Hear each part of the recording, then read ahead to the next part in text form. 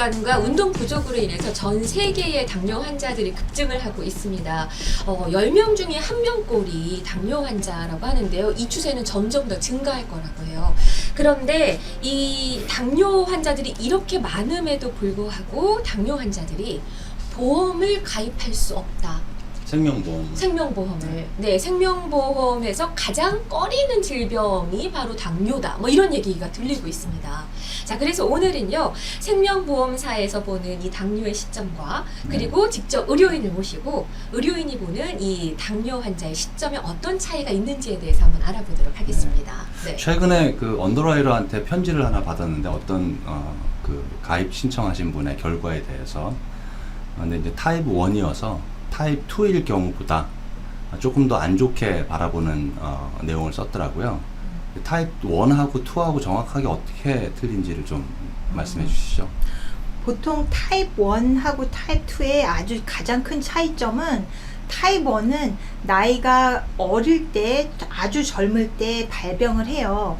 그래서 보통 어린이 소아당뇨라고 하죠. 그렇게 어린이라든지 아니면 청소년기 20살이 되기 티네이저 전에 발병을 하고, 그리고 타입 1 다이어비리이신 분들의 특징이 보통 그 당뇨를 가지신 분들이라도 췌장에서 인슐린 분비가 약간은 되기 때문에 약만 먹어서 그래서 조절이 되는 경우가 많은데, 많은 경우 소아당뇨 타입 1 다이어비리이신 경우는 그 췌장이 아예 인슐린을 분비를 거의 못하는 경우가 많아서 약만 먹어가지고는 조절이 거의 안 돼요. 그래서 그런 분들은 평생 요즘에는 그래도 좋은 기계들이 많아서 인슐린 이게 펌프 같은 거를 몸에다가 해서 계속적으로 그 인슐린 펌프에서 컨티뉴어슬리 그 당 수치를 체크업해서 이렇게 인슐린을 주입하는 그런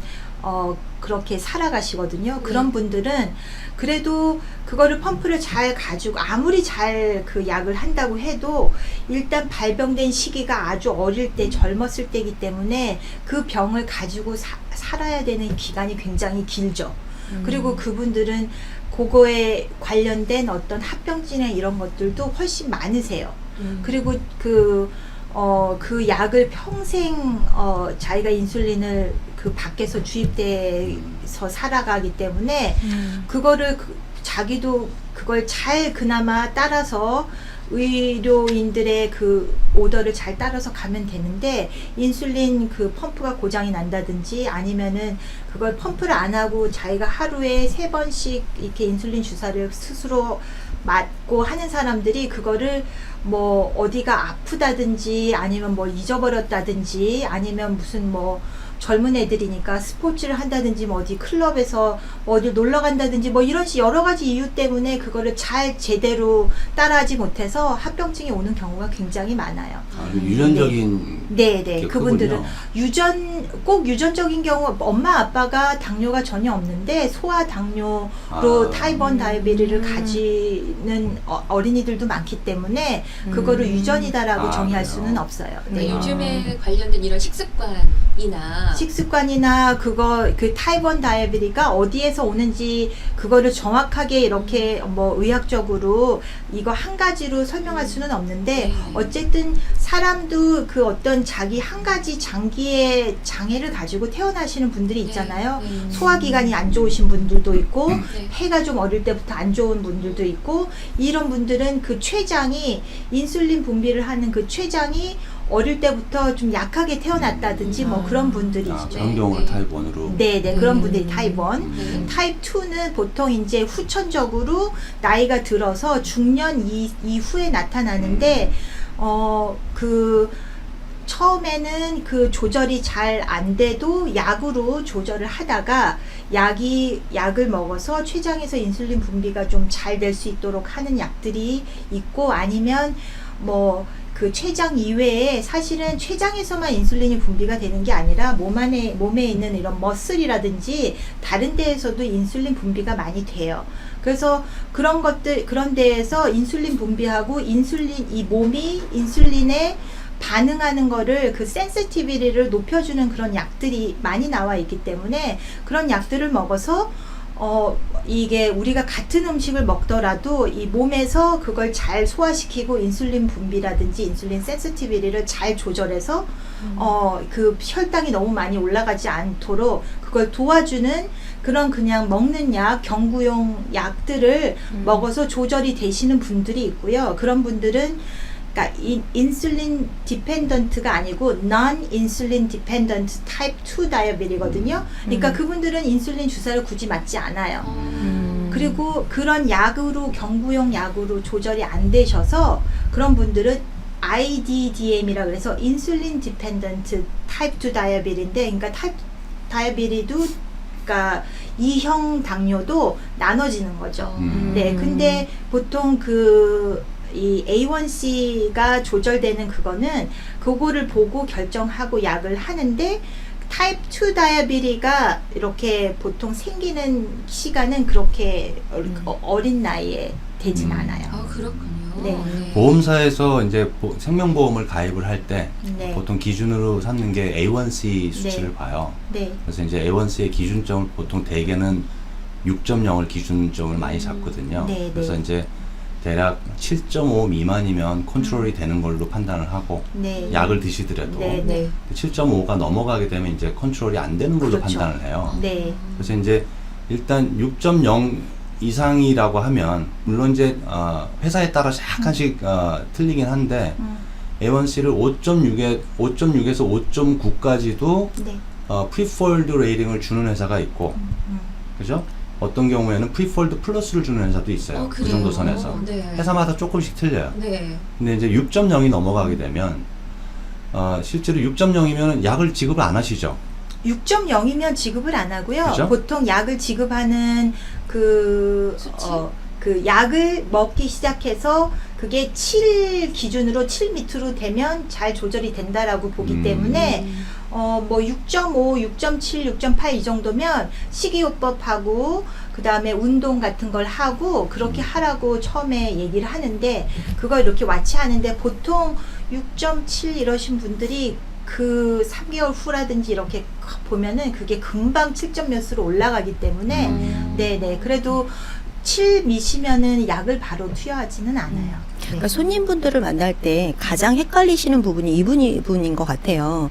보험사에서 보는 기준하고 병원에서 손님분들한테 닥터분이 얘기를 해주시는 그 어드바이저의 그 차이가 있기 때문에 나는 당이 아닌데 난 괜찮다고 했는데 아니면 운동만 하면 괜찮아진다라고 했는데 그런데도 불구하고 보험사에서는 스탠다드 밑으로 나오거나 안 좋은 기대했던 것보다 안 좋은 레이팅이 나와서 그 부분에 대해서 불만이 생기는 것 같은데 이게 이제 A1C 수치에 따라서 보통 판단을 하는 것 같아요. 그래서 그래요? 등급이 이제 여러 가지가 있어요. 네. 이제 스탠다드라는 레이팅이 있고요. 네. 그다음에 프리폴드 레이팅이 있고 네. 그러니까 보험사가 프리폴드 하는 좋아하는 네. 건강 네. 등급. 네. 그다음에 프리폴드 플러스 레이팅이 있어요. 네. 그래서 등급이 여러 가지가 있는데 스탠다드가 사실은 말이 스탠다드지 그냥 일반인이 받을 수 있는 제일 밑에 레이팅으로 보시면 되는데 네. 서브 스탠다드를 주로 받으시죠. 당이 있으시면.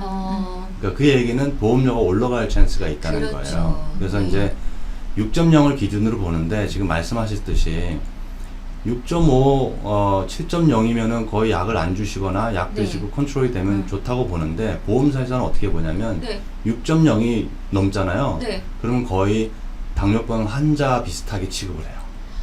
그러면은 의료계보다는 이 생명보험 회사에서 이 당뇨를 훨씬 더 엄격하게 보는 거네요. 조금 더 위험한 리스크를 어. 가지고 있다고 판단을 하는 거죠. 네. 일반 없는 사람에 비해서. 그렇죠. 네. 네.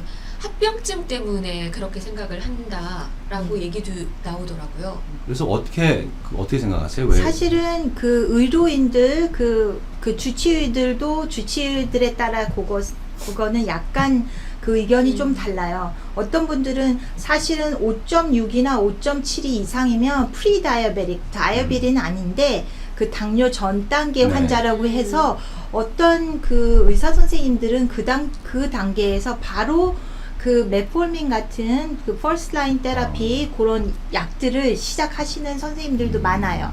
근데 그리고 이게 어떤 분이 피 검사를 딱 했는데 처음에 6.2가 나왔는데 뭐 6개월 뒤에 했더니 6.5가 나오고 이게 트렌드가 점점 올라가는 트렌드면은 그리고 이 사람이 그런 식이요법을 한다든지 했는데도 계속 올라가는 트렌드라면 6점 몇 단 7 이하라고 해도 그 사람의 계속 그 트렌드에 따라서 사실은 주치의가 보기에도 이 사람은 약을 먹어야 되겠다라고 하는 그 진단해야 되는 경우가 많이 있어요. 그리고 실제적으로 5.7이 넘어가는 거는 프리다이어베릭이라는 거는 언제든지 다이어베릭으로 시작할 그 수 사람 있는. 네네 할 수 있는 사람들이기 때문에 네 보통 일반적으로 항상 5.2, 5.3 이렇게 해서 별로 그 췌장에 문제가 없으시고 당뇨에 그런 게 없으신 분들은 뭐 사람들이 뭐 뚱뚱하면 당뇨에 걸리고 뭐 이런데 정말 굉장히 비만이시고 이러신 분들도 전혀 그런 A1 수치는 상관관계가 그렇게 네네 없구나. 아니죠. 그래도 비만이신 아주 영향은 비만이신 끼치지만. 분들이 훨씬 더 당뇨인 경우가 많죠. 음. 그래서 메타볼릭 신드롬이라 그래서 비만은 당뇨하고 굉장히 밀접한 관계가 있어서 아마 생명보험에도 마찬가지로 당뇨만큼 비만도 안 좋게 볼 네. 거예요. 근데 실제적으로 비만이 아닌데도 불구하고 그렇게 그 당뇨 그런 A1C가 5점대가 아니고 6점대로 이렇게 올라가셔서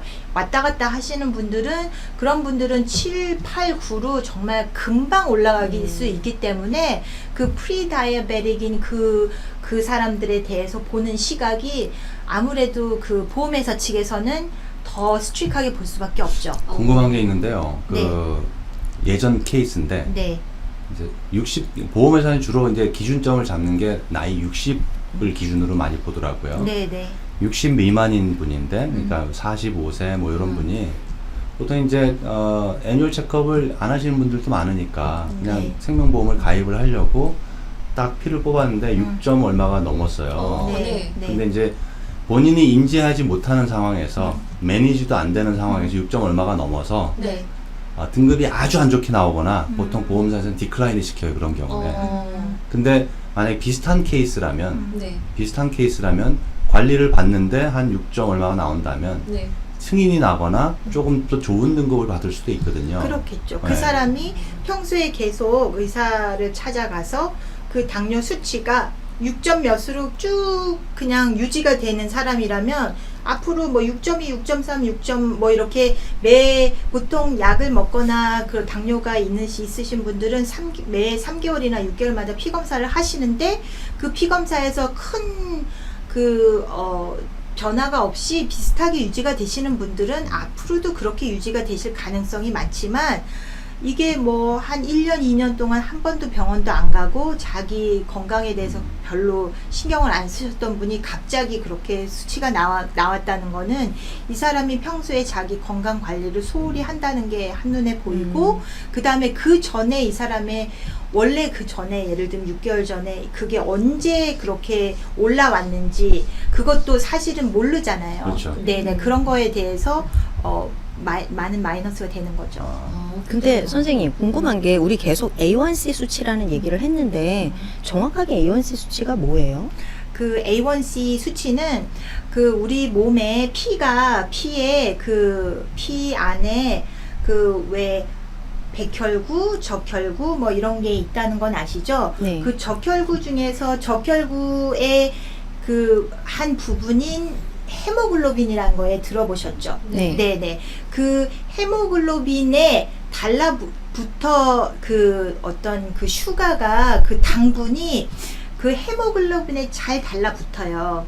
그래서 이 백혈구가 몸 안에서 이렇게 돌아다니는데 그러니까 적혈구가 어떤 거는 당분이 이렇게 달라붙어 있는 적혈구가 있고 어떤 거는 그냥 프리인 적혈구가 있는데 그 수치가 퍼센테이지가 얼마만큼 설탕이 그러니까 그 많냐? 당분이 적혈구에 많이 달라붙어 있는지를 보면 그 사람이 그 A1C를 검사를 하면 이건 그날 먹은 그 수치가 아니라 그 사람이 3개월 동안 에버리지로 그 혈당이 어땠는지를 보여주는 수치예요.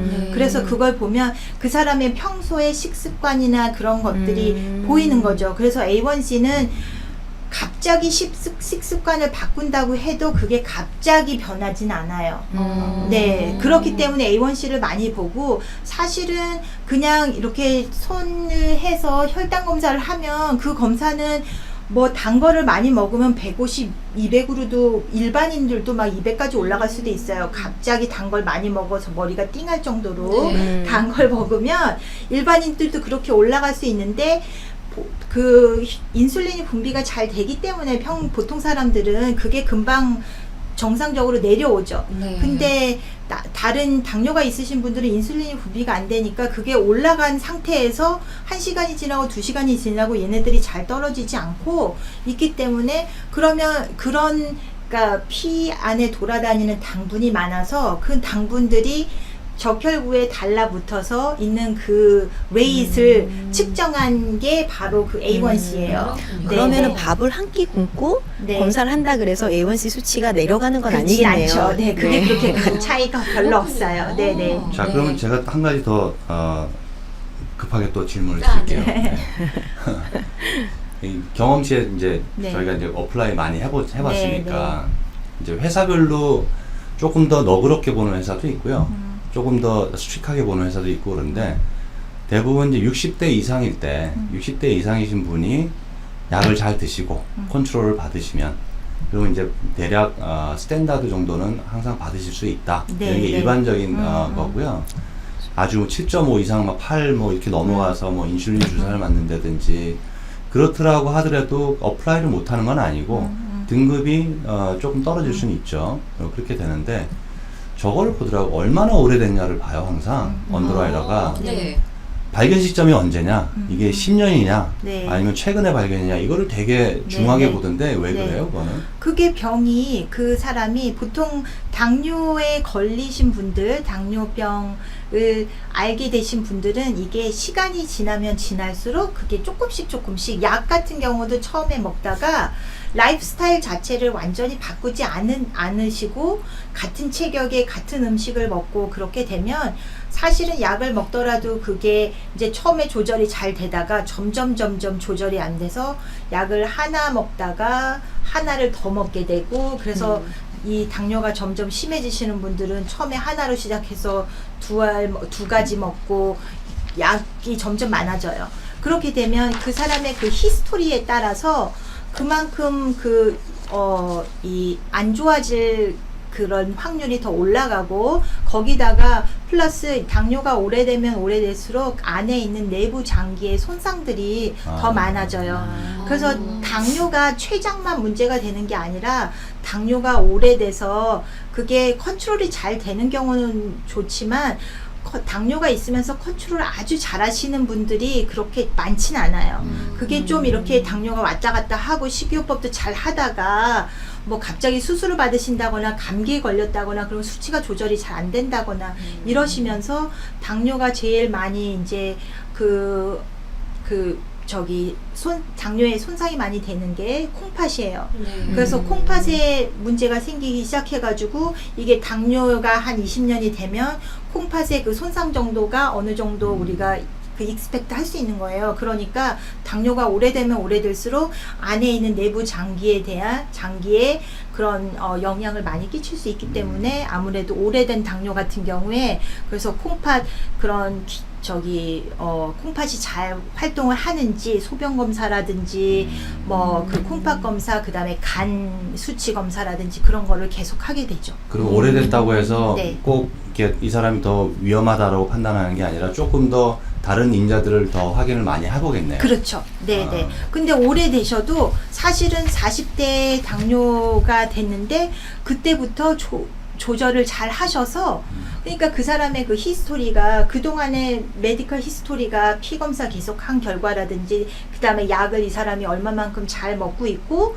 그래서 그 검사 결과를 하면 20년 동안 사실은 꾸준히 잘 되고 있는 그걸 보면은 네. 금방 보면 수치만 보면 다 나오기 때문에 그걸 보면 그냥 단순하게 오래됐기 때문에 이 사람은 무조건 스탠다드가 안 나오고 낮은 등급이 나오겠다는 아닐 수 있어요. 그래요? 오래됐다고 하더라도 물론 얼마 안 된 사람보다 20년 된 사람이 리스크는 더 크지만 그거를 잘 조절하시고 식이요법도 잘 하시고 약 처음에 먹기 시작한 그 약 하나로 그냥 끝까지 20년 동안 그 약 하나만으로 조절되시는 그런 분들도 계시기 때문에 그래서 네, 네. 보통 이제 오프라인을 하면 네. 이렇게 당이 좀 이렇게 있으신 분들은 APS라 그래서 네. Attendance Physician Statement을 꼭 봐요. 그러니까 그 병원 기록을 이만큼이 되는 사람들도 그쵸. 있고 그걸 어. 병원 보험사에서 네, 오더해서 다 보는 이유가 그런 맞아요. 이유거든요. 네. 그걸 오더하는 횟수가 당이 있으신 분일수록 그걸 거의 다 오더를 해서 보죠. 그쵸. 아, 보험사에서는. 그렇군요. 보통은 이제 생명보험을 가입을 하려고 하면은 나는 당뇨 환자야. 그러면은 나는 이제 거절당하겠지? 아니면 보험료가 정말 너무 어마어마해서 안 드는 게 더 낫지 않을까? 이런 생각을 하는 분들도 계시는데 지금 말씀을 들어보니까 내가 꾸준히 약을 잘 먹고 관리만 잘 하면은 어느 정도 좋은 등급은 충분히 받을 수 있다. 그렇죠. 네. 그렇군요. 그리고 이제 에이전트분이 경험치에 따라서 네. 각 회사별로 어느 회사가 당에 대해서 더 제네러스한지는 저희가 알고 있죠. 그렇군요. 네. 그러니까 보험사마다 이 회사는 뭐 이런 병에 더 제너러스하고 뭐 병이라기보다는 좀 어려운 케이스, 이런 케이스를 똑같이 넣어봤더니 네. 저 회사는 굉장히 제너러스하게 잘 나오더라. 아. 이런 것들이 있어요, 사실.